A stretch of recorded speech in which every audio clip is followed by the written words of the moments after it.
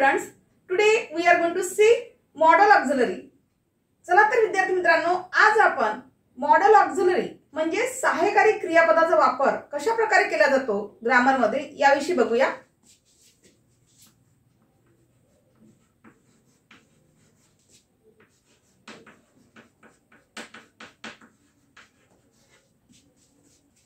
बरेच वेळा तुमच्या एग्जाम मध्ये हा मॉडल ऑक्झिलरीचा प्रश्न आलेला असतो. आता नेमका प्रश्न कसा विचारला जातो? यूज मॉडल ऑक्झिलरी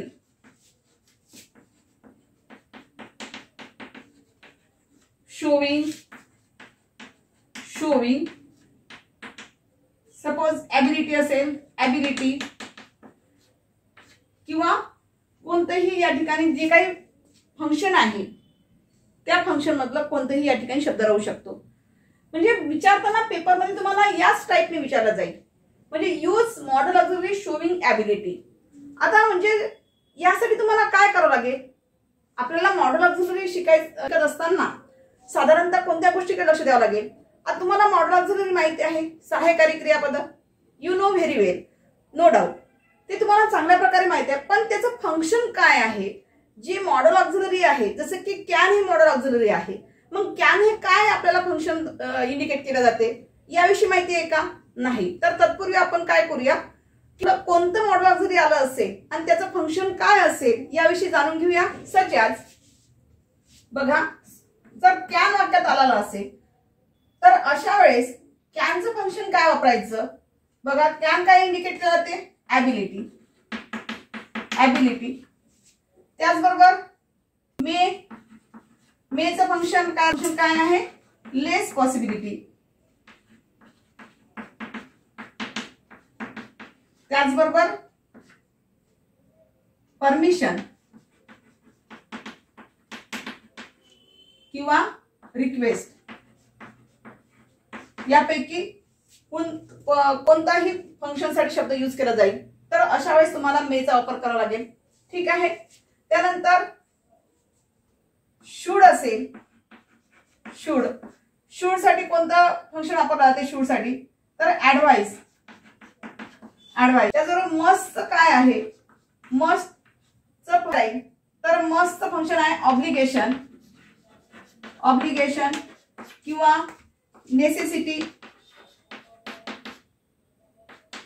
नेसेसिटी किंवा कंपल्शन.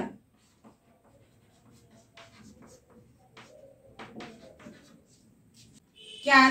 आता बघा, या ठिकाणी कॅनचं फंक्शन काय आलेलं आहे? ॲबिलिटी. मेचं फंक्शन काय आलेलं आहे? लेस पॉसिबिलिटी और परमिशन और रिक्वेस्ट. शुडचं फंक्शन काय आहे? ऍडवाइस. मस्टचं फंक्शन काय आहे? ऑब्लिगेशन और नेसेसिटी और कंपल्शन.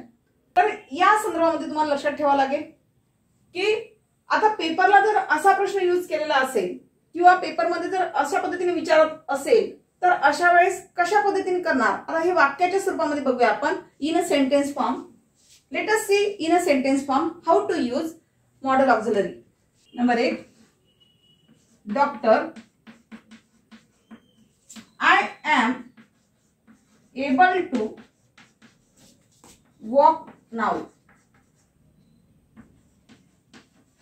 बघा, आता या ठिकाणी आपल्याला सेंटेन्स मध्ये काय दिलेलं आहे? Doctor, I am able to walk now. आणि आपल्याला जर तुम्हाला जर सांगितलं use modal auxiliary showing ability, तर मध्ये तुम्हाला अशा पद्धतीचं सेंटेन्स राहील. तर विचारताना तुम्हाला पेपरमध्ये कसं विचारेल? Use modal auxiliary showing ability या पद्धतीने विचारला जाईल. आता प्रत्येक सेंटेन्सच्या वेळेस याच पद्धतीने विचारेल असं नाही. हे तुम्हाला समजून घ्यावं लागेल त्या ठिकाणी कोणत्या प्रकारचं फंक्शन आलेलं आहे, यावरून तुम्हाला मॉडल ऑक्झिलरी यूज करायचं आहे. ठीक आहे. चला आता आन्सर कसं येईल बघा. सरळ लक्षात घ्यायचंय तुम्हाला. डॉक्टर, या ठिकाणी सब्जेक्ट कोणता आलेला? आय. तर ॲबिलिटी कशात दर्शवला जात असते? ॲबिलिटी हे मॉडल ऑक्झिलरी कोणत्या याच्या वापरला जाते? तर कॅन वापरला जातो. कॅनचं फंक्शन काय आहे? ॲबिलिटी. म्हणून फक्त इथे कशाचा वापर करायचा आहे? कॅन. आता इथे कॅन घेतल्यानंतर तुम्हाला या ठिकाणी टू बीज फॉर्म घेता येणार नाही. त्याचबरोबर याच्याशी संबंधित जे काही रिलेटेड वर्ड्स असेल ते तुम्हाला कट करावं लागेल. तर एम आणि एबल टू हे दोन्ही शब्द आपल्याला कट करावं लागेल आणि या मॉडल ऑक्झिलरी नंतर डायरेक्ट तुम्हाला काय घ्यावं लागेल? मेन व्हर्ब घ्यावं लागेल. मेन वर्ब कोणता आहे? वॉक. आणि त्यानंतर जे काही रिमेनिंग पार्ट ऑफ सेंटेन्स असेल ते तुम्हाला लिहून घ्यावं लागेल.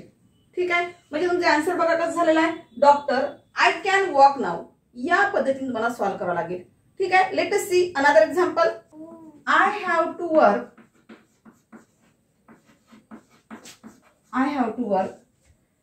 as hard as I can.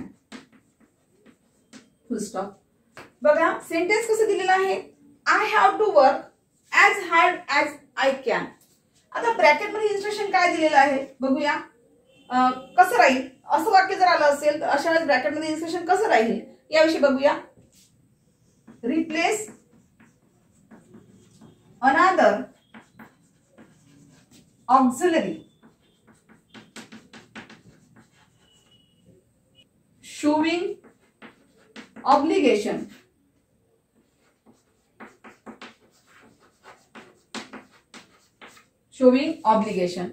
बघा या ठिकाणी काय दिलेलं आहे. तुम्हाला काय करायचं आहे. काय इन्स्ट्रक्शन दिलेली आहे.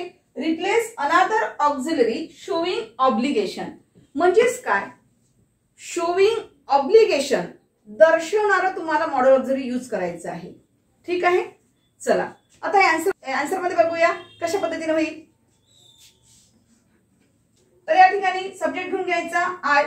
त्यानंतर आता नेमकं कुठे वापरणार. आता ऑब्लिगेशन दर्शवणारा कोणतं मॉडेल ऑक्झिलरी आहे. मस्ट आहे. तर डायरेक्ट सब्जेक्टच्या नंतर मस्ट घ्या. मस्ट घेतल्यानंतर डायरेक्ट मेन वर्ब घ्यायचा आहे. मेन वर्ब कोणता आलेला आहे. वर्क. आणि as it is remaining part of sentence you write as hard as I can. Full stop. म्हणजेच बघा आन्सर कसं झालेला आहे. I must work as hard as I can.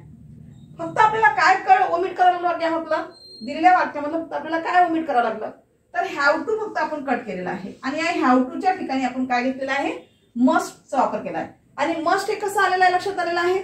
तर या ठिकाणी तुम्हाला विचारताना काय विचारलं. शोविंग ऑब्लिगेशन दर्शवणारं आपल्याला सहाय्यकारी क्रियापद वापरायचं आहे. ते म्हणजे कोणतं आहे. मस्ट आहे. ठीक आहे. तर अशा in this way we have seen modal auxiliary how to use in a sentence. In the next video we will see the next part of model auxiliary. Thank you.